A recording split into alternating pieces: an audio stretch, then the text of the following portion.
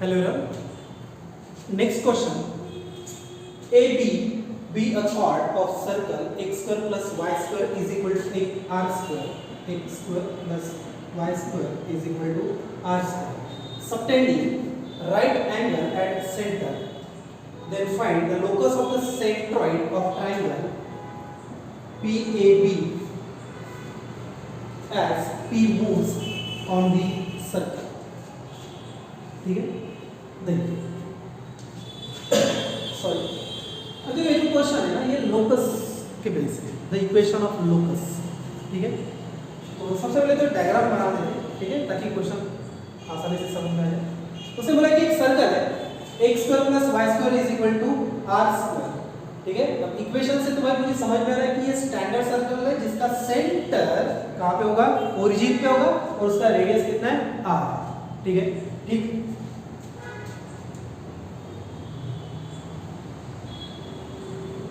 ये सर्कल जिसका centre origin पे ओके उसका रेडियस कितना है r ओके अब वो क्या बोल रहा है अब वो तुम्हें बोल रहा है कि एक कॉर्ड है AB ठीक है और AB को अगर आप सबटेंड करोगे तो कहां पे सेंटर पे तो राइट एंगल ट्रायंगल बना रहा है सेंटर पे ठीक है इसका मतलब AB कुछ अपनी इस तरह से होगी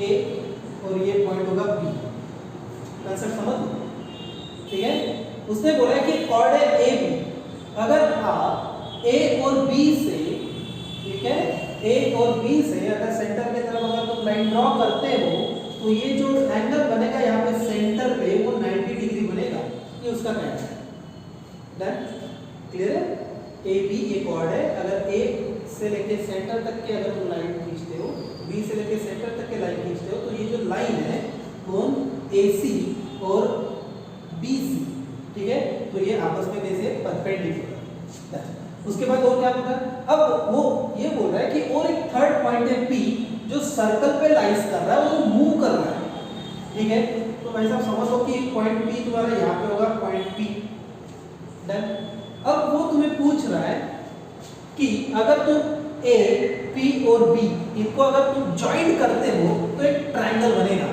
हाँ ट्रायंगल तो बनता है देखो अगर आप A P और B को अगर ज्वाइंट करोगे तो एक ट्रायंगल बन रहा है क्लियर है अब वो तुम्हें पूछ रहा है कि इस ट्रायंगल का जो सेंट्रॉइड होगा सेंट्रॉइड डन इस सेंट्रॉइड का लोकस क्या होगा या फिर उस लोकस का इक्वेशन क्या होगा सर लोकस तो वेरिएबल पॉइंट बनाता है ये सेंट्रॉइड क्या मूव कर रहा है हाँ मूव कर रहा है लेकिन वो तो क्वेश्चन में लिखा के नहीं दिया उसने क्वेश्चन में उसने ये बोला है कि ये जो पॉइंट P है जो पेरीमीटर पे लाइज कर रहा है जो सर्कल पे लाइज कर रहा है ये पॉइंट P मूव कर रहा है अगर ये पॉइंट P मूव करेगा तो ऑब्वियस है ये जो डायग्राम है ये जो ट्रायंगल है इसकी भी शेप जो होगी वो चेंज होती जाएगी बराबर अगर ये शेप अगर चेंज हो रहा मतलब ऑब्वियस है इसका सेंट्रॉइड भी चेंज होता है उसकी पोजीशन भी चेंज होती जाएगी क्लियर है डन तो अब वो तुम्हें पूछ रहा है कि ये जो सेंट्रॉइड है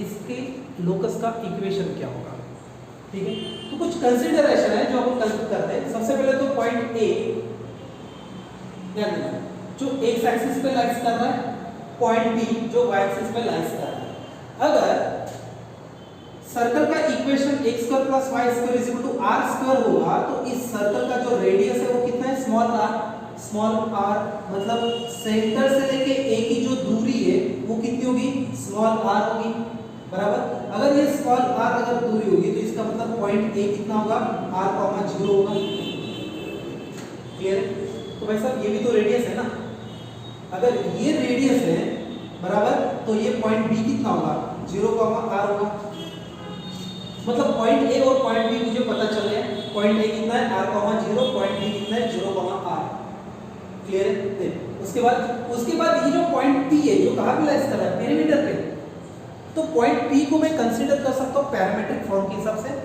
क्या सर मैं P कंसीडर कर सकता हूं r cos theta r sin theta clear है कंसीडरेशन समझ लो A x एक्सिस पे लाइज कर रहा है तो y कोऑर्डिनेट 0 होगा ये लेंथ r है मतलब x कोऑर्डिनेट r होगा तो point r, 0 point b y axis पे लाइज कर रहा है, रेडियस आर है, तो ये जो लेंथ है वो आर होगी, मतलब वाई कोऑर्डिनेट आर, और वाई एक्सिस पे एक्स कोऑर्डिनेट 0 होता है, मतलब point b 0 r. Point p जो पेरीमीटर पे लाइज कर रहा है, बराबर, तो पी को मैंने कंसीडर कर दिया r cos theta r sin theta. Sir ये कहां से लाया सर? ऐसा ये पैरामीट्रिक फॉर्म होता है, ठीक है, पॉइंट पे भी आप पढ़े होंगे, लाइन में भी पढ़े होंगे, सर्कल में भी, ठीक है। तो पॉइंट पी मैंने कंसीडर किया r cos theta r sin theta, x coordinate r cos theta y coordinate r sin theta. पूछा क्या है? उसने पूछा है the locus of the centroid. अगर ये पॉइंट अगर मूव कर रहा है तो सेंट्रॉइड भी उसका मूव करेगा, मतलब सेंट्रॉइड भी उसका वेरिएबल पॉइंट है। अगर सेंट्रॉइड अगर वेरिएबल पॉइंट है तो वेरिएबल पॉइंट को लोकस के कांसेप्ट में हम कंसीडर करते हैं h, k। तो ये जो सेंट्रॉइड है, ठीक है, सेंट्रॉइड ये होगा h, k।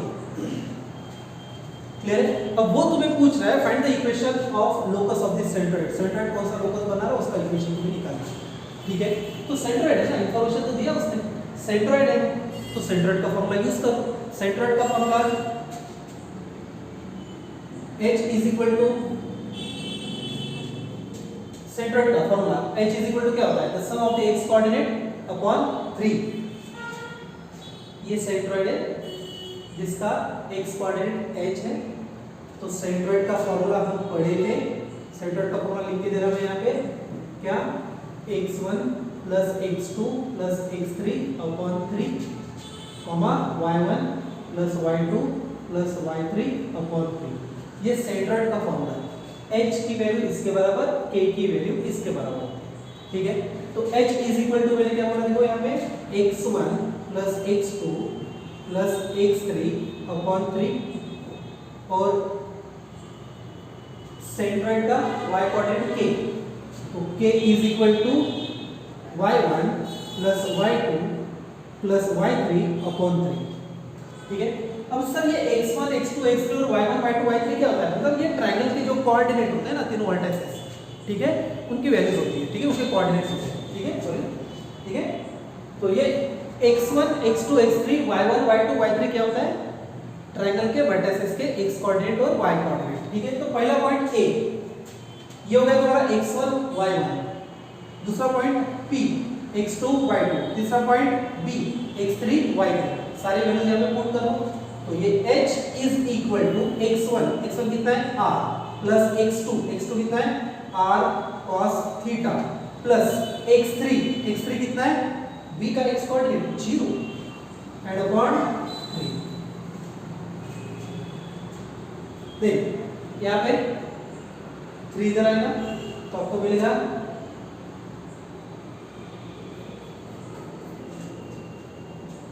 देख यहाँ पे क्या मिला, देखो h is equal to r plus r cos theta upon 3। अब ये 3 से सेपरेट डिवाइड कर दो, आपको यहाँ पे मिलेगा the r upon 3 plus r upon 3 into cos of theta, ये h की वैल्यू। अब ये r अपॉन 3 जब साइड चेंज करेगा तो इसका साइन चेंज हो जाएगा, तो आपको मिलेगा यहाँ पे h minus r upon 3 is equal to here r upon 3 cos theta.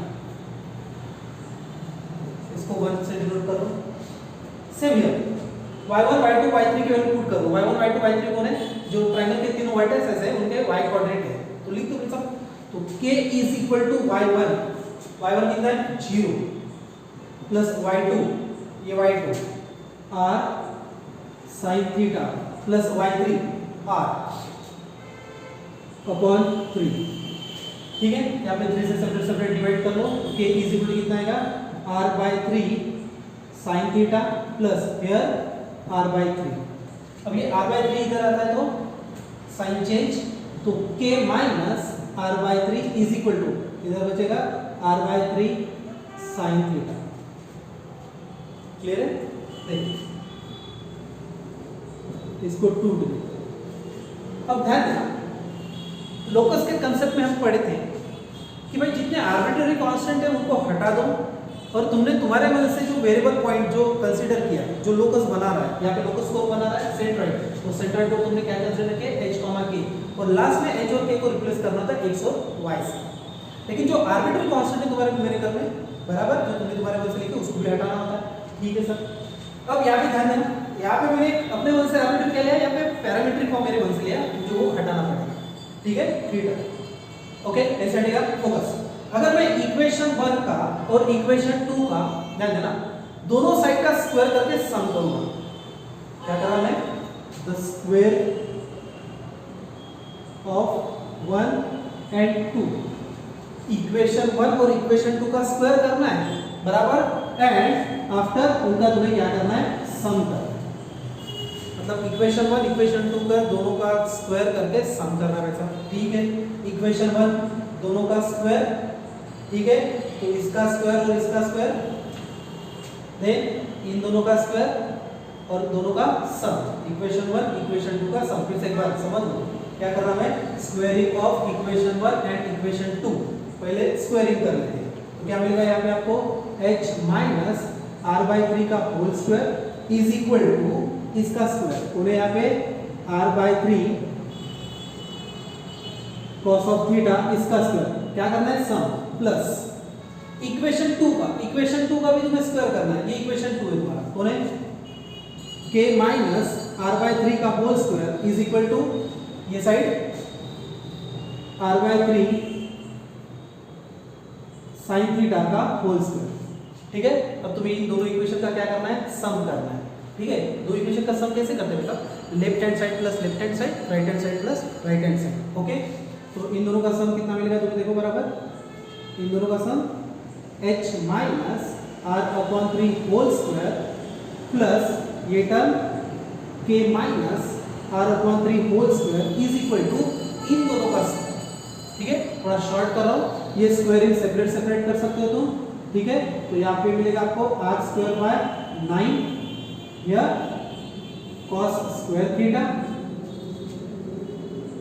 Plus भी करना है, प्लस ये स्क्वायर स्क्वायर सेपरेट सेपरेट कितना आएगा, r²/9 into sine square theta, क्या क्या समझ लो, इन दोनों का सम किया मैंने प्लस और स्क्वायर सेपरेट पे अप्लाई कर दिया। ऐसा क्यों किया, फोकस यार, इस साइड को चेक करिए, इस साइड पे क्या कॉमन है, r²/9 कॉमन है, कॉमन निकालो, तो इज इक्वल टू r²/9 अगर आप कॉमन निकाल दो इन दोनों टर्म में से, r²/9 अगर कॉमन निकाल दो तो क्या मिलेगा, cos square theta plus sin square theta मिलेगा ब्रैकेट के अंदर, और cos square theta plus sin square theta is equal to कितना होता है, 1। ठीक, तो is equal to r²/9 into 1। क्या किया मैंने, भाई साहब मैंने बोला था अगर हमारे क्वेश्चन में कोई आर्बिट्रेरी कांस्टेंट होगा तो उसको हटाना होता है लूकस के कंसेप्ट में। तो ये जो थीटा है जो मेरे वन से यूज किया था उसको हटा दिया हमने, गायब हो गया हमारे। तो फिर यहाँ पे r² इंटू 9 इंटू 1 मतलब कितना हो जाएगा, r²/9। मतलब फाइनली आपको सोल्यूशन क्या मिल रहा है, देखो यहाँ पे कि h minus r/3 whole square plus k minus r/3 whole square is equal to r²/9 बराबर।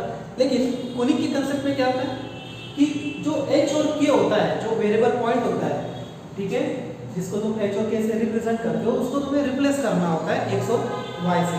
तो लास्ट में तुम्हारा सॉल्यूशन कैसे मिलेगा कि तुम्हारे इक्वेशन में जहाँ पे h और k है उनको रिप्लेस कर दो x और y से, मतलब तुम्हें फाइनल सॉल्यूशन क्या मिलेगा, तो x minus r/3 whole square plus y minus r/3 whole square is equal to r²/9। ये हो गया अपना final solution, the equation of locus of centroid of the triangle.